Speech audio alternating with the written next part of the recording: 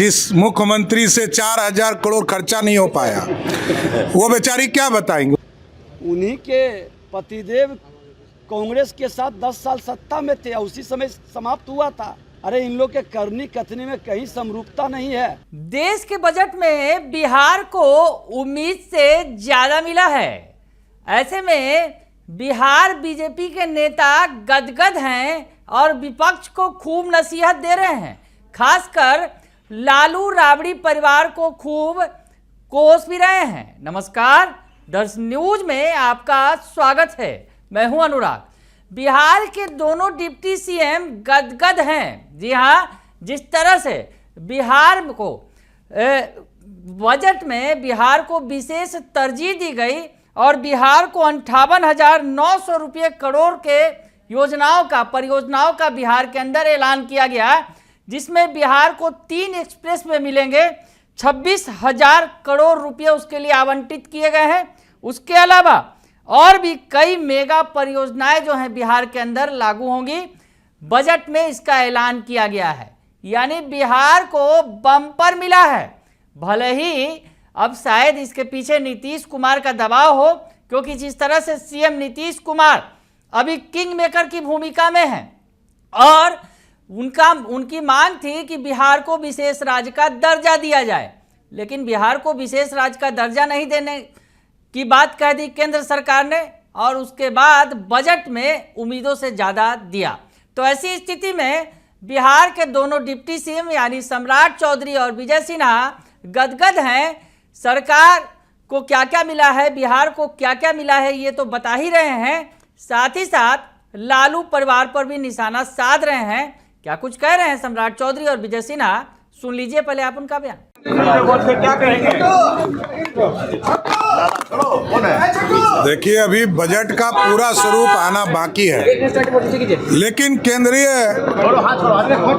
मंत्री जी आदरणीय निर्मला सीतारमण जी ने जो बजट पेश किया, मैं देश के यशस्वी प्रधानमंत्री आदरणीय नरेंद्र मोदी जी को धन्यवाद देता हूं बिहार के तरफ से कि बिहार को इतना बड़ा आर्थिक रूप से पैकेज देने का काम किया गया, जहां हाईवेज के लिए 26,000 करोड़ रुपया दिया गया, बिजली सेक्टर के लिए 21,000 करोड़ रुपया दिया गया, बाढ़ के नियंत्रण करने के लिए 11,500 करोड़ रुपया दिया गया, और कई योजना है, चाहे वो प्रधानमंत्री आवास योजना है, लगभग 13 लाख प्रधानमंत्री आवास योजना की स्वीकृति मिलनी है, और कई योजना, एयरपोर्ट्स बनाने हैं, मेडिकल कॉलेज बनाने हैं, धार्मिक स्थान को पूरी तरह स्थापित करना, कॉरिडोर बनाना है, चाहे वो बोध गया हो, नालंदा हो, राजगीर हो, कई यूनिवर्सिटीज़ की स्वीकृति मिली है, चाहे वो विक्रमशिला यूनिवर्सिटी हो, नालंदा यूनिवर्सिटी को और विकसित करने का काम इस आर्थिक पैकेज में किया जाएगा।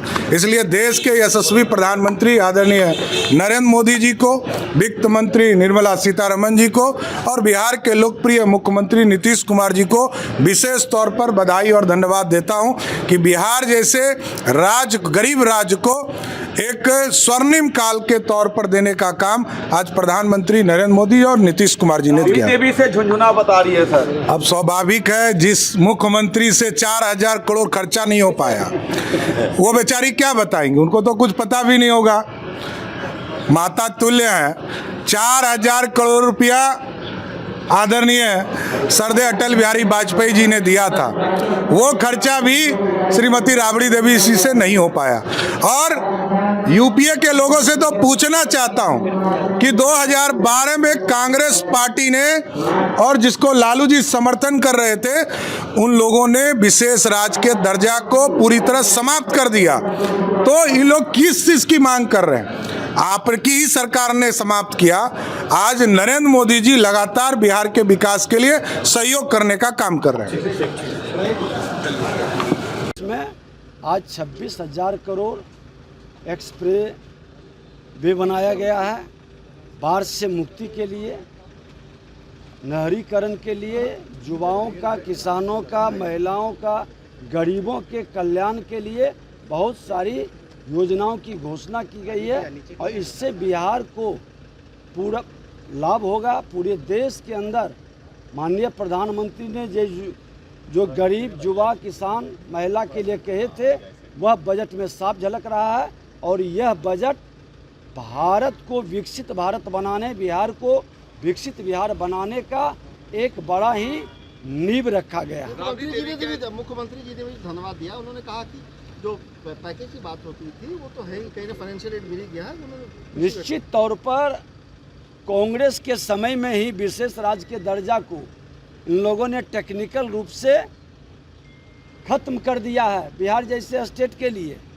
अब हमारे पास जो विकल्प है कि हम पैकेज के माध्यम से बिहार के अंदर विकास करें और बिहार के अंदर औद्योगिकरण वातावरण के साथ साथ हर क्षेत्र में हमारा विकसित बिहार का स्वरूप झलके। राबड़ी देवी इसे झुंझुना बता रही है इस बजट को जो बिहार को मिला है।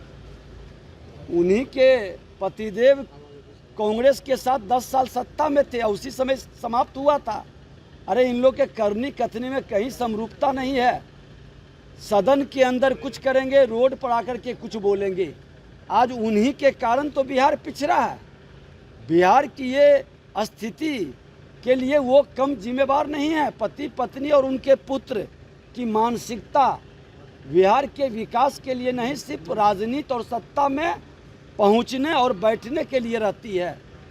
आज विकास के लिए देश के माननीय प्रधानमंत्री, वित्त मंत्री जी ने जो दिया है, इनको धन्यवाद देना चाहिए कि बिहार के विकास के लिए केंद्र सरकार जिस उदारता के साथ माननीय मुख्यमंत्री जी के मांग पर मुख्यमंत्री जी को डबल इंजन की सरकार विकसित बिहार के लिए जो कदम बढ़ाया है, हर बिहारी को उसका हृदय से स्वागत करना चाहिए।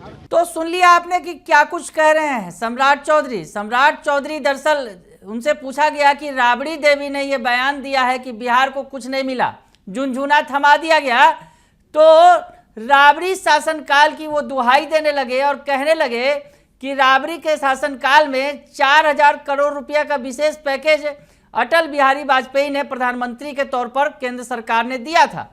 ऐसे में 4000 करोड़ तो खर्च नहीं कर पाई, तो ऐसे में वो क्या समझेंगी कि बिहार को इतना बड़ा चीज मिली है, इतना बड़ा पैकेज मिला है। 58,900 करोड़ रुपए के लिए बिहार के लिए जो है ऐलान किया गया है।